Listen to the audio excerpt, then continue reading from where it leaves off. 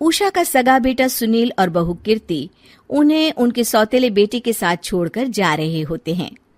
बेटा, तेरी जब कमाई बढ़ जाएगी कम से कम तब तो मुझे तू लेने आ जाना। हाँ हाँ माँ, क्यों नहीं। चलो भी, अब कितना लेट कर दिया है, टैक्सी इंतजार कर रही है बाहर। हाँ हाँ चलो। सुनील और कीर्ति चले जाते हैं और उषा उन्हें जाता हुआ देख उदास हो जाती है। तभी वहां निशा आ जाती है। अपनी सास को उदास देख निशा उनके पास जाती है। क्या हुआ मम्मी जी, आप तो बहुत सगा बेटा करती थी। आपके सगे बेटे ने तो आपको छोड़ दिया और चले गए अपनी अलग गृहस्थी बसाने। देख बहू, मेरे बेटे को कुछ भी कहने की जरूरत नहीं है। मुझे यकीन है कि जब उसकी तनख्वाह बढ़ जाएगी तो वो मुझे लेने जरूर आ जाएगा। हाँ, ये भी देख लेंगे कि वो लोग आपको वापस लेने आते हैं या नहीं। तब तक तो आप भी यहीं हो और मैं भी। उषा अपने बेटे के ना होने से बहुत ही उदास रहने लगती है। उन्होंने खाना खाना भी छोड़ दिया। सुनिए जी, मम्मी जी ने आज भी कुछ नहीं खाया। जब भी खाने के बारे में पूछती हूँ तो कह देती हैं भूख नहीं है और अपने कमरे में ही बैठी रहती हैं। ये सुनकर ऋषभ अपनी माँ के पास खाना लेकर जाता है। माँ, सुनील बेटा आ गया तू? ओह, तू है। माँ, मैं खाना लाया हूँ, खा लीजिए प्लीज। आप ऐसे भूखी रहेंगी तो बीमार पड़ जाएंगी। मुझे भूख नहीं है, ले जा तू खाना। ठीक है, फिर जब तक आप नहीं खाएंगी मैं भी नहीं जाने वाला यहाँ से।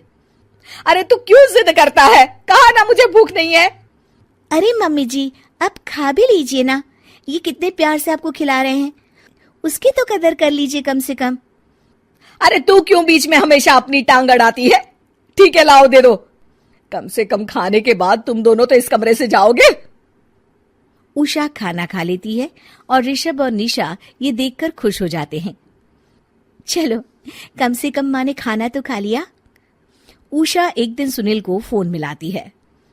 हेलो बेटा सुनील, तू घर मिलने आ जाना बहू को लेकर। कितने दिन हो गए, बहुत मन कर रहा है मेरा। हाँ हाँ ठीक है माँ, ऑफिस में बहुत काम है, टाइम मिला तो आ जाऊंगा। सुनील फोन काट देता है। हेलो सुनील बेटा। सुनील की बात सुनकर उषा उदास हो जाती है। तभी वहां ऋषभ आ जाता है। माँ, ये देखो, मैं जलेबी लाया हूं तुम्हारे लिए, तुम्हें बहुत पसंद है ना? उषा जलेबी देखकर बहुत खुश हो जाती है। अरे वाह, जलेबी ला दे। उषा जलेबियां खा रही होती है और ऋषभ अपने कमरे में चला जाता है। देखा मम्मी जी, आपका ये कितना ख्याल रखते हैं, और प्यार सगे और सौतेले से नहीं आका जा सकता।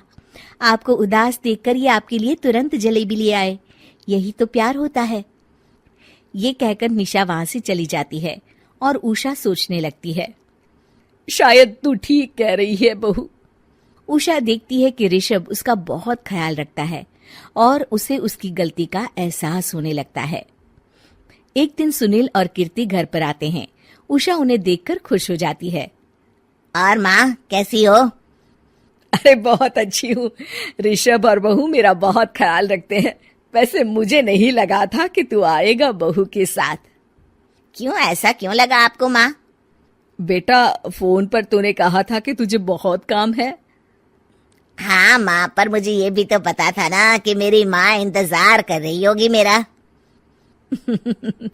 ना बेटा ना, मैं तो इंतजार नहीं कर रही थी, मैंने तो उम्मीद ही छोड़ दी थी। सुनील को ये देखकर अजीब लग रहा होता है कि उसकी माँ ऋषभ से अब बहुत अच्छे से बात कर रही होती है और उसके आने की उनको कोई खास खुशी भी नहीं होती है। अपनी माँ का ध्यान न पाकर उसे थोड़ी सी जलन महसूस होती है। माँ, ये देखो मैं क्या लाया हूँ, साड़ी तुम्हारे लिए। हाँ बेटा, अच्छी है साड़ी तो। अच्छी है तो फिर आप आज इसे पहनो और फिर कहीं घूमने चले जाते हैं। बेटा, ऋषभ ने भी मुझे साड़ी दी थी, आज तो मैं वही पहनूंगी। तेरी दी हुई साड़ी फिर कभी पहन लूंगी। सुनील को अब बहुत ही ज्यादा जलन हो रही होती है। उसे समझ नहीं आता कि अपनी माँ का ध्यान फिर से कैसे वो अपनी तरफ खींचे। रात हो जाती है और उनके जाने का वक्त आ जाता है। माँ चलो अपना सामान बांधो और हमारे साथ चलो। कीर्ति ये सुनकर चौंक जाती है। ये क्या कह रहे हैं आप? हम सासू माँ को लेने थोड़ी ना आए थे। अरे तुम चुप हो जाओ। माँ चलो जाओ, अपना सामान बांध लो। आप मेरे साथ आ रही हो, मैंने कह दिया तो कह दिया। अरे पर बेटा, तेरी तो तनख्वाह कम है, मैं तुझ पर बोझ नहीं बनना चाहती। अरे मुझ पर बोझ नहीं हो माँ, बस आप चलो ना, मैं लेकर ही जाऊंगा आपको। नहीं बेटा, अब मैं नहीं आना चाहती। मैं तो अब ऋषभ और बहू के साथ ही रहूंगी। ये सुनकर ऋषभ चौंक जाता है। ये क्या कह रही हो माँ? हाँ बेटा, मैं कहीं नहीं जाने वाली अब। माँ, अब सच में नहीं जा रही? नहीं बेटा, मैं तो तेरे पास ही रहूंगी अब, और जो प्यार मैं तुझे नहीं दे पाई वो सब दूंगी बेटा। ऋषभ और उसकी माँ गले मिलते हैं और निशा खुश हो जाती है।